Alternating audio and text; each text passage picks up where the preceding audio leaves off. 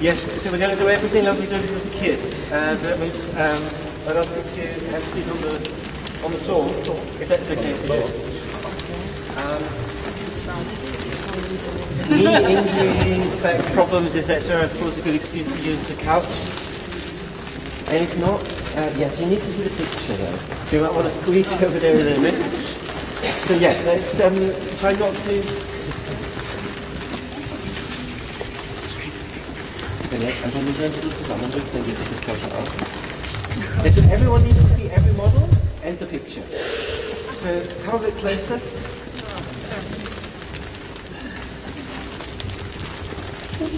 Because now it's up to you again. And I'd ask you that each group please present their model to the rest of the group, explaining what's happening and why they made the choices they made. Okay? Who wants to start? You can start.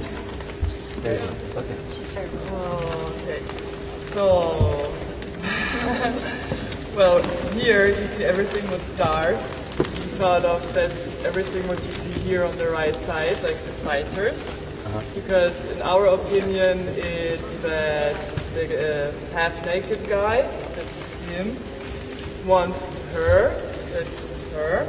And is related to her? Yes, because we think like they love each other or they want each other, so that's here the connection. And they here wants to pull him back, so this is here the pulling or fighting. And well, here this is the special position here of the old lady, because we don't really know what she's onto, or I don't know how to say, because she's like in the shadow and she looks, I don't know, not so nice, but we still think she's with her, so that's why we put here the glass, so it's like, how do you say, like, she's not really into it, but she's still there. Like a barrier there, but they are still connected. Yeah. So I don't know, I think that's it. Great. So you think two of them, they're in love with each other? Well, they want each other, yes. They want each other? Okay. Yeah, that's like the... they are already connected? Yes, they're trying to touch, but it's not possible, so that's like here the symbol for it, like the... Because of this dark cloud on the left, represented. Very good. For a bad one. Yes, we don't think... She doesn't look so nice, so we think she's like... she might be part of the group on the right. Well, yeah, or like, how do you say, like a spy or something. Like a spy or something, yeah. It's a very interesting thing. Okay. Very good, thank you. Should we just do it? Do you want to go for it? Yeah? Okay. So we have, in the middle here, this is a heart, and we thought the naked guy is the central figure, that's why he's standing here in the middle. And he has a strong passion for the woman, who is also trying to touch him or holding his hand, her hand to him, but cannot reach him. And there are three soldiers who each have a weapon, and the yellow one, or the one in gold, is most important, so it's a little bit taller. And this is the old man who also has a weapon and comes from the back. And there's also another side to it, because the woman, she has on the one side the hand which wants to touch him, but on the other hand she also has some side of her which goes in the other direction. And we were thinking about the hair, and then we were thinking there is something more to it. We couldn't make out the story again, but we thought maybe she's also has to she's not honest. And this is what... So you don't know the picture, right? You don't know the story? No, I think there is a myth. We were not sure, we couldn't fully tell it. But something is about the hair, which is on the floor, which is here, the green hair, obviously. And here is the scissors. And yes, the dog is just decoration, so it's just something. And the woman, she's looking over the whole thing from the back, and she also wants to protect her. Couldn't think of what her role is, but yeah. Okay, thank you. Some very interesting thoughts. So you said, again, the two of them, they have kind of a love story, but she is ambivalent. You're not sure if she plays a positive or negative role. There might be several sides to that. And the hair is somehow important. Yeah. Otherwise, we wouldn't have let you search for sisters. Right? And you mentioned the dog as well, which, if it comes to youngsters, the dog is very often very prominent. And we'll have a look at his. He might actually be very important. So thank you. Should we continue with it? So we saw the love scene, which is abrupted by the outside force as an institution, and we made a meta context out of it in a way of a family atmosphere with the couch, with the dog, with the love inside of the family. And then there is the institutional part, which this one has a pink flag for the love, symbol of the love, of partnership, of this content. And then you have the institutional part, which is very green, like a green light, so it's always right, but sometimes it's a bit off. Okay. So we don't know in the context of the family or of the situation itself, you don't know if this man was accused, so he has to go, or if this is his job, if the soldiers, to be a soldier is his job. So we Do have you think they take him because he has become a soldier as well? Right? Yes, Okay, he's it was both recruited by options. the army. Yeah, Okay. like or a deserter even. Okay. Okay. So the tension between, on the meta context, it's the tension between the institution and the family, and in this special case, and this is the institutional part or public part, touching the private part, and the red symbolizes the tension between them. And in this specific case, because we weren't sure what he is about to do, is he's going to be punished or whatever, it can also mean that to him, or something bad, danger. So we made a skeleton, and this is the red flag. So the tension between both worlds, the outside, the inside, the institutional, the private. And Okay, great. Thank you. And there's the last group now. And for the first time we had a force here why he is being arrested, right? Because, Is this one as well? then we have two groups, okay. Okay, so they know the story, so we have to start with this group, okay? No one wants to be responsible for this one? Right? Yes, right. Can I pull it in? So, okay, we have the lovers. We say that they are lovers. So it's she and him, and the dog. We don't really know what the dog is about, so we just put him there, but we have no explanation what it is about. Then we have the guy with the yellow cape. We guess that he is her husband, and these are the old people, like the woman in the back of the left, with like she's protecting, and this is like this is a window to the future for both of them. And there is like the black future, because there is no future for them. And we also have a little story about the hair and the scissors. So we said maybe she tried to cut his hair to change his outer image, to hide him for that he's not found. How many teachers were in your group? No, I'm a teacher. No, but like in this group, in this model? 2 out of 3, right? Because this is the closest it gets to the interpretation we get when teenagers look at the pictures. It's a good sign, right? You know your audience. Because the mother-father question, for example, pops up very often. So very often it's kids telling us the parents have something against this relationship, and then they start to wonder what the problem could be. And you were talking about his outside appearance, which is obviously very different, right? So if you ask them what could be the problem with that relationship, I don't know, any ideas? why would somebody be opposed to this relationship here? Racism? He's slightly darker than she is, absolutely. Well, Any other reasons? Sorry. Of Odysseus, of the story of Odysseus. It was like my first. Okay. You know, that he's coming back, he was all the years apart, so that's why she got also his beard to recognize him.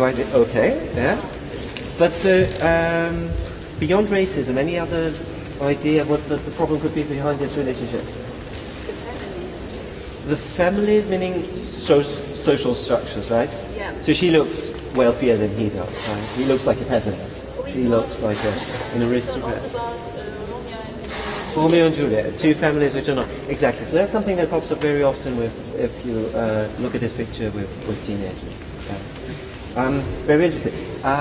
You're telling all the whole story, or? As far as So there was somebody who knew the story. So, well, let's have a look at their model Basically, now. Patrick had a clue from the beginning, and when I saw the scissors in the hair, can I reveal it? Yes. Just, well, explain Yes. your model. Yes. So we have, we think the old ones are the neighbors who want to spread the news what happened. Okay. These are this camera, we symbolized it like camera, so. That's great. It's a very... And this is the hero who got rid of his hair and also of his strength, because his strength is in his long hair, and he's Samson, and the lady who seduced him without loving him is Dalila.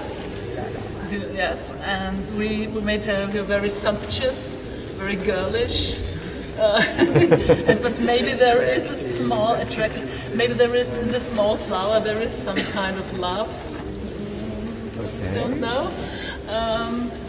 And he's already prisoned. And this is the end, at least the end of the opera. I don't know the Bible story exactly, but in the opera he is brought to the temple, and he asks the little boy.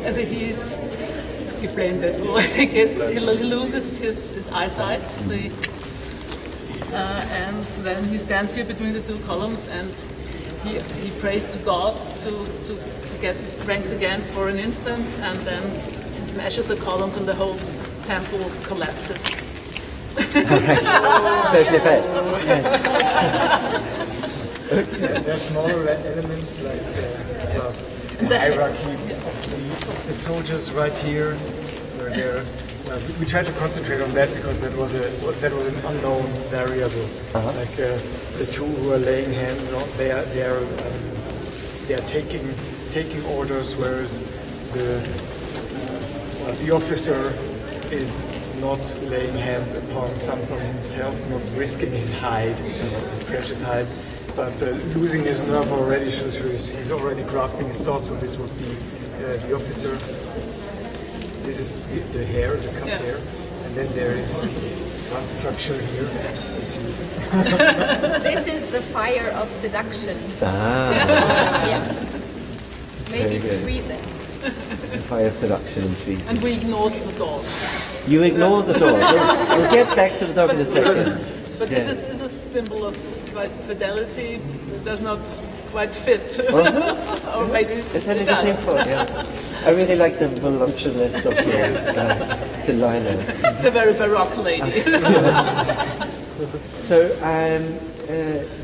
so I guess everyone knows the story somehow. Perhaps just to quickly capture this. So it's a story from the Ancient Testament, from the Old Testament. And we're in the time when the Philistines are fighting against the Israelites. The army of the Philistines is much stronger than that of the Israelites.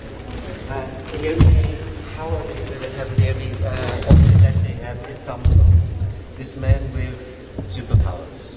Right? You've all had a superpower before. And nobody knows why he's got these superpowers. So, we've had the spy before, right? So they get Delilah to work for them as a spy. He immediately falls in love with her, tempted by her, and she asks in 3 times, "What is your secret?" And for 3 times, and he's going to tell her rubbish. And the fourth time, she says, well, if you really love me, you have to tell me the truth. And he tells the truth. And he tells her that the strength is in his hair. And so now you notice the hair is cut, and he can be arrested now. And that's the moment we're catching here. That moment when, if you look at his eyes now, right, you get it that he just, well, he's still in love with her. He's got intense feeling for her, but he just got it that she is betrayed. Doesn't really want to believe it, but that's what she did, right? I lost track a bit because you knew the story. Because how we would normally approach the picture now, because we get the love story everywhere, right? And then we ask the kids, why would you think they're in love? When it comes to Samson, totally clear. The way he looks at her, the way he's trying to touch her, it's very convincing. If you look at the Lionel girl, how would you describe her reaction? So we've had the ambivalent thing here in one of the models, in your model, I believe. How did you make up that ambivalence? Some part of her is sorry about what is happening. But how do we see that in the picture? I would say she's not really looking at him. She's not really looking at him. She's not looking at him. She's looking somewhere, but she doesn't look into his eyes. Right? Still, she's reaching out. She's reaching out, But I couldn't tell if that is reaching out or whether it's off. Right? We can't really tell. She would like to really touch him, she could, because nobody's holding her. So she's actually lying back and Exactly. So in the first side, I would say she's the cool spy. You're saying, well, here we go. Right? Where is the irritating moment there? Where do we get the ambivalence? I can't explain the second row, but it's fine. Have a closer look. It's very good that an art historian didn't look properly, because if you have a close look, Transparent. it's not a rope. Bracelet. It's a bracelet, and the rope is behind it. But we get there very often. But again, you have to have a close look, right? We try to show you that with the feet thing. But where is the ambivalent moment?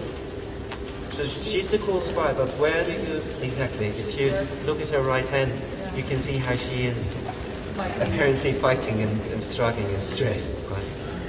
That's where it gets very, very ambivalent. Beautiful thing about this picture, in my experience, is that on the first side, people see something very different to what they'll see if they have a closer look. Okay? And as of course with us all model building, looking again and again and again, you can get closer to that. I think the dog is actually very important, because if you look at the dog, what does he do?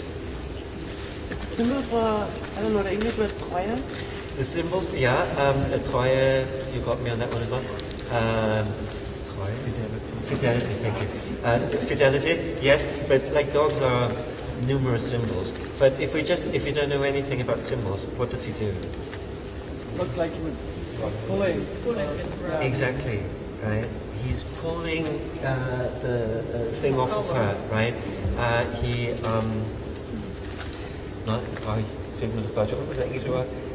Stellt sie bloß, entblößt sie. Right? He exposes her, thank you. He exposes her, and that's what's just happened again, right? Because that's the moment where she's being exposed.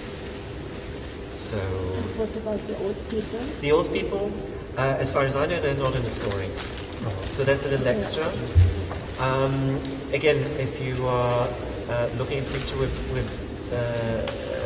teenagers, very often it's the parents who have got something against that relationship, which is interesting because we're dealing with 14, but in general 16 to 19-year-olds, right? Who apparently in 2017 still have this idea of their parents, or potential idea of their parents. Anyhow, the old lady, I would go for your version that she's a bit of a spy. Like I would say, you can imagine that she was the one who handed on the information, for example. Right? I mean, she's definitely on her side. She's definitely emotionally not really involved. No, she doesn't give a shit about him being arrested. So yeah, I would say either she's just a servant, or she actually did help her with handing over the information. But then again, she's not in there. And then of course, for the composition of the whole thing, she's important. because there's like old woman, old ugly woman, and young beautiful lady, right? So the beauty of the minor then is something you see rather often in 16th, 17th century art. And the old man with the weapon? And the old man with the weapon, again, as far as I know, he's not in the story. What I think is lovely about him is that he's the only one amongst the soldiers who shows some emotion. Because he is irritated about what's happening. He is shocked about the scene.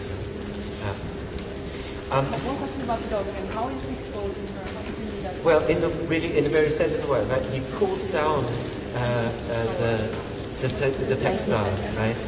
So in the very sensible, in the double sense of the word, he is really showing her naked, if you want, right?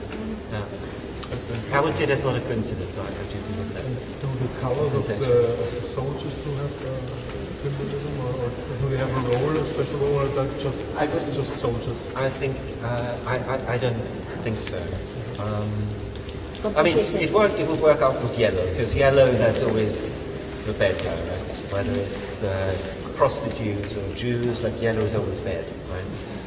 But then again, we've got a blue guy as well. I mean, blue is bad, but not yet in the 17th century, so I don't think so. I think he just needs that for his composition, right? Because of course, I mean, the colours, if you look at them, they're most amazing. And then another thing, we won't have enough time for that now, but if you just look at the way he's describing the tissue, this elaborate silk tissue, right? Which is, if you're close, it almost looks abstract. If you go further away, you can almost hear or feel it, the sensitivity of that tissue.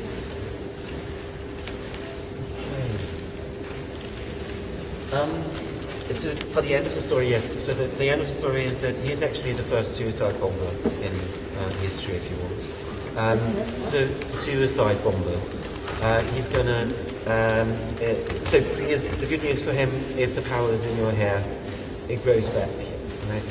So he can free himself, and he's going to take horrible revenge on the Philistines. He's going into their temple, making it break down. Killing the Philistines, but also killing himself. Right. At the end of the story, it very much depends on the group you're working with, whether you tell them or not, as you can imagine. Again, working with that kind of age group. But again, what is beautiful, you get lots of hints in there. And especially because he's the hero in the picture. He's the hero, exactly. And then he stays the yeah, hero. and then you get to this essence again that, I mean, he is sacrificing himself for his people, right? And that's what you get here as well. I mean, she's doing this for her people. She's also doing it for money, right? But she's torn between love to her people, love to her, to this man, right? So yeah, there are lots of layers in there, which are lots of very huge interest today. Again, the racism debate, the question of different social levels, etc. And I don't know if that happened now, but yeah, since the guy was coming up here, what is lovely about doing this up here, not only, I mean, of course the original is slightly better than the copy we have downstairs, but another very good effect is that, visitors do get very interested in what's happening here. Already with the Mentimeter, because you were kind of very decent when you were doing the Mentimeter, the kids are getting all excited and starting to count, etc. So that it gets lots of attention within the museum space as well. Okay. Before we go down again, do you have any questions so far? This robe of the man and the robe is just behind, yeah. Yes, but why is it? It's not composition. No, I think it's really it's irritating because on first sight you think she's being arrested as well, right? So you get on a wrong way. Yeah. You can read it as a connection as well between them. You can read it as a connection which doesn't really exist though, if you have a close look, because there is no rope, right? A big I mean, not attached to her. So there are lots of wrong ideas he's spreading, making it more irritating, more difficult to understand. Is it like this on the Rubens painting where there's one foot on the that's another story, because that one was restored and stuff. In this case, this is Van Dyck. It's a very conscious decision, I would say, because it fits all too well to this, getting us on the wrong track, and then, oops, correcting it. Absolutely, yeah. Can I just say something? Yes. So what I wanted to say for all of you is that what is important is that kids have a connection to the painting in their own way. So the thing about, you said, the racism or the families, what is important is to connect with their own lives. So they connect the painting with something that is happening in their lives in the contemporary world. So it's not just some story in the history, it's not just an art history piece, it's something that is really related to them. And that's what the project and everything that we thought of showing you is that how art can be related to the people. Can I? Yes. From a teaching point of view, the objective is, like you were saying, that the kids are visualizing it for themselves first. Do you have a lot of experience after you've done the round robin where the models are explained and then you debrief the story, how you then take it back to the individual learning? So writing debrief, asking the groups to come up with a list of words or concepts, or what's kind of like the next step to sync the learning in? So what we're doing now is half of a workshop. So the workshops we did throughout the last year were 3 hours long, which is quite a long time, of course. And we will deal with 2 artworks. And so step by step, right, you're reading up to several levels of understanding, hopefully, as art thing. There are some, like this one, there are some aspects of group dynamic where you have to do together, etc. But then there are also steps, we might have time for that in the afternoon, but maybe not, where you have to start to read the pictures of somebody else, etc. So there are lots of little steps which hopefully at the end add up to 2 things. On one hand, that they find their own topics in there, but then again, I mean, we're a museum after all, so our first intention is, of course, to get them to read pictures properly. Also to simply notice it's enough to have 2 pictures in 3 hours. It still doesn't get boring, even if some of you are already bored now. But like really to focus on one piece can be simply enough to get into it, right? And very simple example. I mean, they just love that story, which is right. If you are in an age where you're in love for the first time, it doesn't work out for one or the other reason.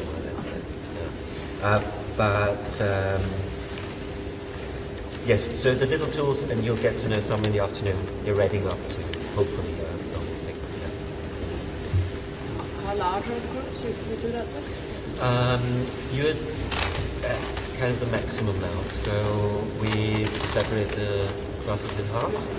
So normally we have a maximum of 15. Average group size was probably 10. Yes, particularly in winter, when all of a sudden the first group is here, etc. So 10. The problem is you can't do it with groups of 5, because then it gets boring. Right? If you only have 2 models, there is no dynamic in there. So yeah, between 10 and 15 is kind of the best size to work. You continue this program? We're hoping to continue it, but that's so what we're working on now is cutting it down to a 2 hours thing, and then we still hope to find sponsors.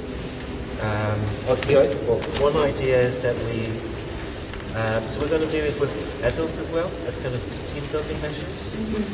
Because what you probably noticed, I mean, most of you don't know each other, but it's something where you get to talk pretty easily. And whether you wanted to or not, but in the first one with the minifigure, you did reveal quite some personal aspects of yourself, right? Or you very consciously worked against it, but then again, it would be interesting, right? So for team building measures, there is a lot to take out of that. Anyhow, so what we are hoping to do is to do it with adults and make them pay a hell of lots of money so they basically co-finance children's workshops. Right? So the idea is that every adult workshop co-finances one for teenagers. Because of course the problem is, once you share it, if you have 2 or 3 hours, with 2 of us working on it, it gets hilariously expensive. So yeah, it's a problem of financing so far, but we hope to get in and show that very soon. So the kids normally they build 2 models. They build more than 2 models. You'll be building more than 2 models as well in the afternoon. Yes. Okay, but normally they look at 2 paintings. 2 paintings, okay. yes. So 2 artworks, yes. Okay, so do you notice a change of their kind of they're dealing with the second one? Is there? Yes, I do think so. Yes, and the whole looking into details, etc., becomes more and more. They're more and more coming apart. Yes. Same with the models. Right? At the beginning, some have difficulties, and I was really pleased. I mean, half of you are art educators, the other half are teachers, so it's not that astonishing. But normally, because I just work with adults on Sunday for the very first time, and there were some who at the very beginning was super stressed about the Lego thing, right? And that's some kids are super stressed as well. But then the positive thing about the Lego thing is that, first of all, you really get into it very quickly. And the other thing is, of course, contrary to drawing, for example, you don't have to be talented, right? And that's one of the big advantages, right? And then you get the second step, right? Even if you have a super shooting model, and I'm not pointing out any, then in the next step, telling your story, you can still do the twist, right? And you also still have a moment of reflection. So yeah. No, so in total, it's probably some 8 models we're building within these 3 hours. Some as a group, some on a single basis.